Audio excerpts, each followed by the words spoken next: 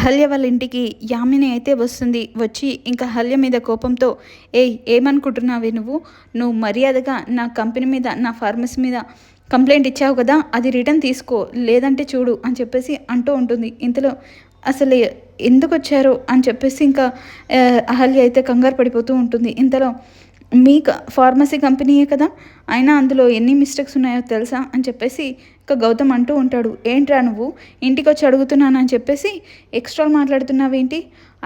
ఇంటికి వచ్చి అడుగుతున్నానని చులకనగా చేస్తున్నావా ఏంటి? అయినా నీ చెల్లెలి జీవితం నా కొడుకు చేతుల్లో ఉన్న సంగతి నువ్వు మర్చిపోకు. నీ చెల్లెలి పెళ్ళి ఎలా జరిపిస్తావో నేను కూడా చూస్తాను, ఏమనుకుంటున్నావో అని చెప్పేసి యామిని అయితే చాలా కోపంతో గౌతమ్ మీద అరుస్తూ ఉంటుంది. ఇంకా ఫార్మసీ కంపెనీ మీద అహల్య అయితే కేసు వేస్తుంది కదా, అసలు దాని సంగతి ఏంటి? అసలు అహల్యతోటి మళ్ళీ కేసు వాపస్ తీయించుకుంటారా, లేదంటే ఇంకా అదే కంటిన్యూ చేస్తారా? ఇంకా ఈ గొడవ ఎంతవరకు అవుతుందో అనేది నెక్స్ట్ ఎపిసోడ్లో తెలుసుకుందాం.